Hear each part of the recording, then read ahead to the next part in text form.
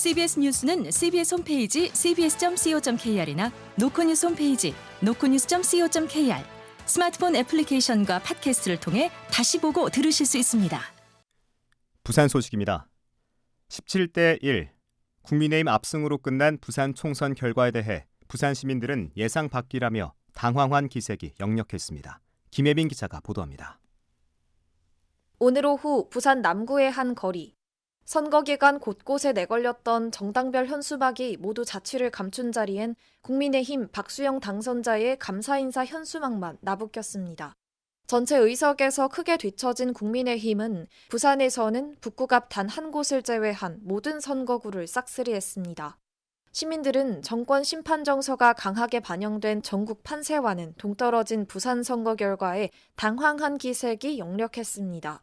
60대 공인중개사 이모 씨입니다. 지금은 너무 동수가 확 갈렸잖아, 그지? 그래도 한 서너 석 정도? 그 정도까지는 됐으면 좋겠는데, 너무 여당 쪽이 그래나가지고 황당한 건 있어요. 선거 결과를 색칠한 지도가 정확히 절반으로 갈린 데 대해 우려하는 목소리도 터져나왔습니다. 70대 주민 윤모 씨입니다. 너무하다 진짜. 한 군데 재판하고 하면 내가 같은 민족끼리 가면 안 되지. 대충 섞어서 이웃끼리 잘 지내듯이.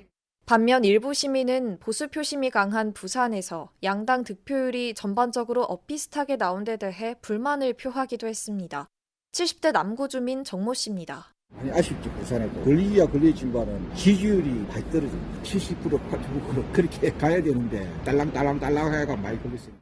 부산에서 압승을 거둔 국민의힘 국회의원들이 앞으로 4년간 부산을 위해 과연 어떤 역할을 해나갈지 시민들은 주목하고 있습니다. CBS 뉴스 김혜민입니다. 22대 총선이 더불어민주당의 완승으로 마무리되면서 부산 지역 현안을 담은 주요 법안 처리에도 영향이 미칠 것으로 전망됩니다. 전국 판세와 달리 부산에서 국민의힘이 약진한 것이 변수로 작용할지 관심이 쏠립니다. 보도에 박중석 기자입니다.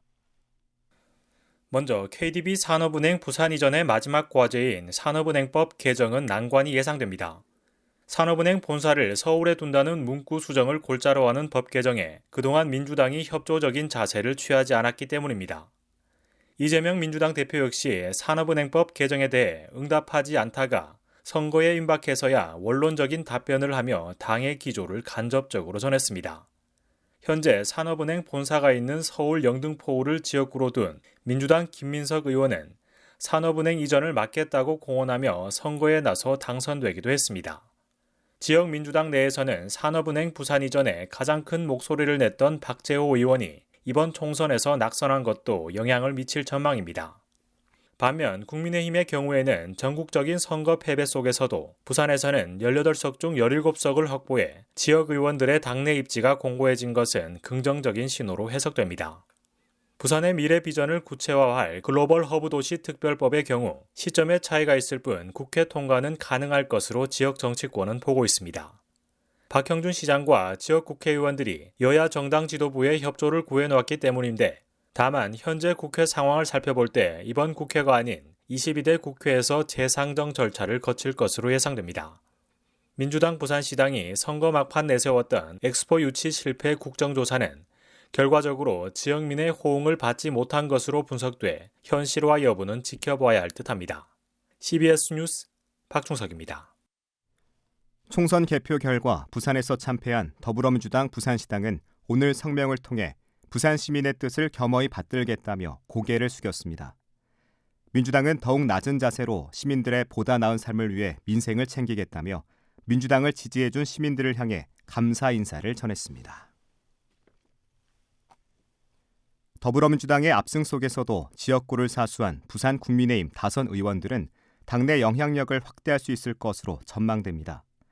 사흘에서 당선된 조경태 의원은 당내 최다선인 6선 반열에 올라서면서 국회 부의장 또는 당대표에 도전할 전망입니다.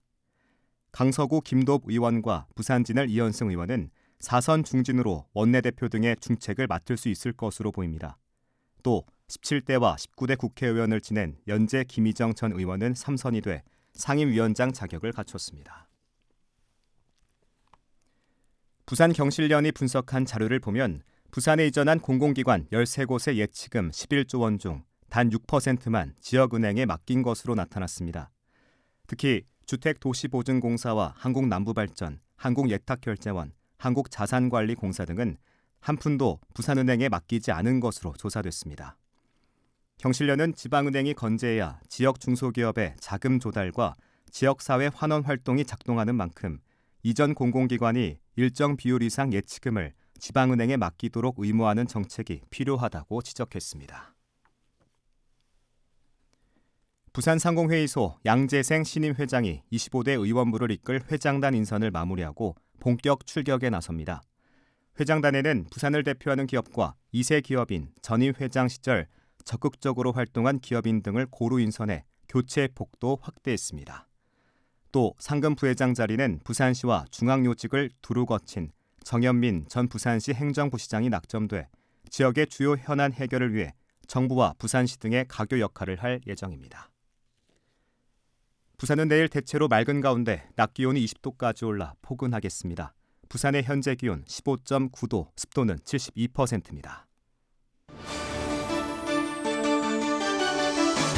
부산 CBS 저녁 종합 뉴스를 마칩니다. 지금까지 진행해 엔지니어 김상길, 기자 정혜린, 아나운서 국재일이었습니다.